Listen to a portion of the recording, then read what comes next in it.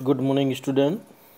आज अपन BA part प्रथम वर्ष का अगला यूट्यूब लेक्चर देशांतर लॉन्गिट्यूड्स उसके बारे में अध्ययन करेंगे। ये टॉपिक प्रैक्टिकल ज्योग्राफी में भी शामिल कर रखा है और बेसिक कॉन्सेप्ट क्लियर करने के लिए अक्षांश और देशांतर की जानकारी जरूरी है। देशांतर ग्लोब पर प्रधान मध्याह्न रेखा तथा किसी दिए गए स्थान के मध्य स्थित अक्षांश वृत्त के छोटे चाप की अंशों में मापी गई कोणीय दूरी को उस स्थान का देशांतर कहते हैं। अर्थात किसी स्थान का देशांतर प्रधान यामोत्तर तथा उस स्थान के अक्षांश वृत्त के बीच की कोणीय दूरी होती है। देशांतर रेखा मेरिडियन समान देशांतर वाले स्थानों को मिलाकर खींची जाने वाली काल्पनिक रेखाएं जो उत्तरी व दक्षिणी ध्रुव को मिलाती है एवं दीर्घवृत्त के रूप में होती है देशांतर रेखा कहलाती हैं। इनका इतिहास देशांतरों का सन 1884 में अंतर्राष्ट्रीय संगोष्ठी में विश्व के लगभग सभी देशों ने लंदन ग्रेट ब्रिटेन के समीप ग्रीनविच रॉयल वेधशाला ग्रीनविच रॉयल ऑब्जर्वेटरी से होकर गुजरने वाले यामोत्तर को प्रधान यामोत्तर या प्राइम मेरिडियन स्वीकार किया है। इस यामोत्तर का मान 0 डिग्री देशांतर रखा गया है। ग्लोब पर स्थित किसी स्थान के देशांतर का मान प्रधान यामोत्तर से पूर्व या पश्चिम सबसे छोटी चापी दूरी का कोणीय मान होता है। ये कोणीय मान प्रधान यामोत्तर से पूर्व या पश्चिम में 0 डिग्री से 180 डिग्री के बीच पाया जाता है। एक ही मान की दो देशांतर रेखाएं प्रधान यामोत्तर के पूर्व या पश्चिम में हो सकती हैं, जिनके लिए क्रमशः ईस्ट व वेस्ट अक्षरों का प्रयोग किया जाता है। जैसे उदाहरण के रूप में 70 डिग्री 15 मिनट 50 सेकंड पूर्व एवं 70 डिग्री 15 मिनट 50 सेकंड पश्चिमी देशांतर। ये दोनों देशांतर प्रधान यामोत्तर में समान कोणात्मक दूरी पर स्थित पाए जाते हैं। अर्थात स्पष्ट है, पृथ्वी की सतह पर स्थित किसी स्थान की पूर्व व पश्चिम स्थिति ज्ञात करने के लिए देशांतर रेखाओं का प्रयोग किया जाता है।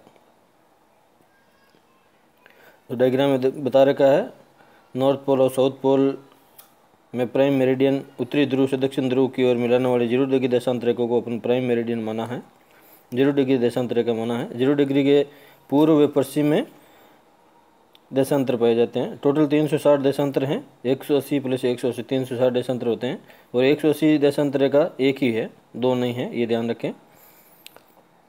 जो प्रधान यामोत्तर से पूर्व या पश्चिम कोणीय दूरी के रूप में देशांतर को दर्शा रखा है। ग्लोब में जो पृथ्वी का छोटा रूप है इसको अपन ग्लोब कहते हैं। देशांतर रेखाओं की विशेषताएं। नंबर 1, सभी देशांतर रेखाएं ध्रुव पर आकर मिलती हैं। ध्रुव से विषुवत रेखा की ओर जाने पर इनके बीच की दूरी बढ़ती जाती है। विषुवत रेखा पर दो देशांतरों के बीच की सर्वाधिक दूरी 11.32 किलोमीटर होती है। 2, 0 डिग्री देशांतर रेखा प्रधान मध्याह्न रेखा कहलाती हैं।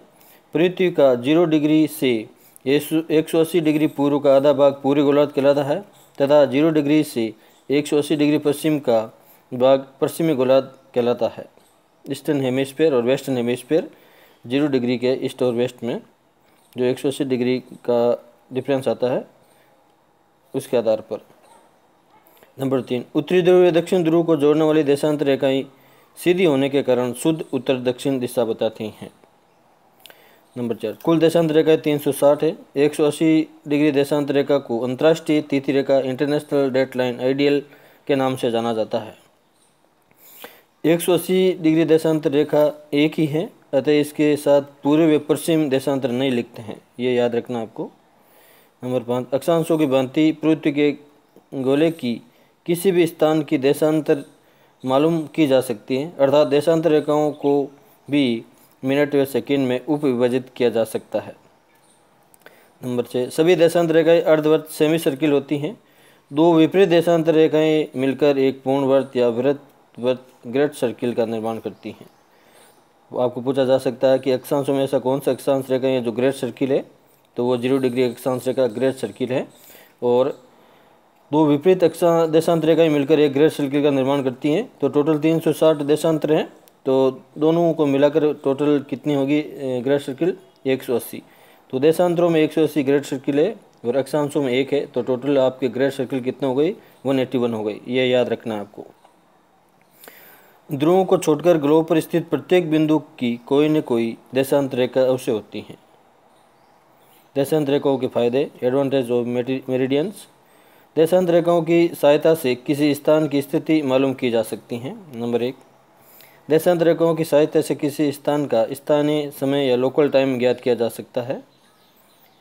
देशांतर रेखाओं का सबसे अधिक उपयोग धरातल पर स्थानीय समय, लोकल टाइम व प्रमाणिक समय स्टैंडर्ड टाइम के निर्धारण में किया जाता है। सामान्यतः एक देशांतर पर स्थित सभी स्थानों का स्थानीय समय एक होता है, क्योंकि पृथ्वी अपने एक्सिस पर पश्चिम से पूर्व की ओर घूमती हुई 24 घंटे में एक चक्कर पूरा करती हैं, अर्थात 360 डिग्री देशांतरों का गुणन करती हैं। अतः प्रति देशांतर के मध्य समय में 4 मिनट का अंतर आता है। एक देशांतर से दूसरे देशांतर पर जाने में 4 मिनट का डिफरेंस आता है, ये आपको याद रखना है। इस प्रकार यदि किसी स्थान का सही समय पता हो तो उसे ग्रीनविच के समय के अनुसार परिवर्तित कर उस स्थान से गुजरने वाली देशांतर का मान ज्ञात किया जा सकता है। गोरे, दो देशांतर रेखाओं के बीच का भाग गौर कहलाता है। गौर के बीच का भाग समय कटिबंध कहलाता है। गौर की दोनों देशांतर रेखाओं के बीच 4 मिनट का अंतर होता है। देशांतरों के बीच बनने वाले सभी गौरे के क्षेत्रफल समान होते हैं। कटिबंध जोन, दो अक्षांश रेखाओं के बीच के क्षेत्र को कटिबंध के नाम से जाना जाता है। भूमध्य रेखा से ध्रुव की ओर अक्षांशों के कटिबंध का क्षेत्रफल उत्तरोत्तर कम होता जाता है। कटिबंध के आधार पर ही जलवायु प्रदेशों का निर्धारण किया जाता है, ये आपको याद रखना, जोन के आधार पर। भूमध्य रेखा से ध्रुव की ओर दिन की अवधि बढ़ती जाती है तथा तापमान निरंतर कम होता जाता है, ये आपको याद रखना है। पोल्स पर 6 मंथ का डे और 6 मंथ की रात होती है। इसका ये कारण है कि जोन वो कटिबंध के आधार पर इसका डिफाइन कर रखा है। विभिन्न स्थानों का देशांतर ज्ञात करना, किसी स्थान का देशांतर स्थानीय समय के द्वारा ज्ञात किया जा सकता है। जिस स्थान का देशांतर ज्ञात करना हो उसके स्थानीय समय की तुलना ग्रीनविच समय से करने पर हम उस स्थान का देशांतर ज्ञात कर पाएंगे।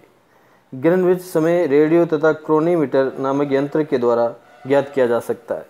क्रोनोमीटर की सहायता से समुद्र में भी हम किसी स्थान का देशांतर जान सकते हैं। तो देशांतरों को मापन ये वाला यंत्र क्रोनोमीटर है, याद रखना। कई बार पूछा जाता है कि देशांतर ज्ञात करने का कौन सा यंत्र है, तो क्रोनोमीटर की सहायता से अपन देशांतर ज्ञात कर सकते हैं समुद्र और लैंड पर।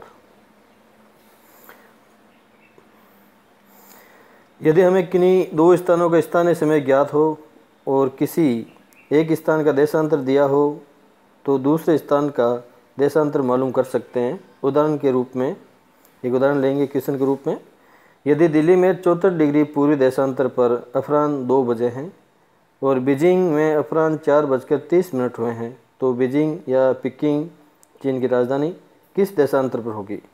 अब हमारे पास में 2 टाइम दे रखा है और एक देशांतर दे रखा है, दूसरा देशांतर अपन ज्ञात कर सकते हैं, वो भी स्थानीय समय के आधार पर।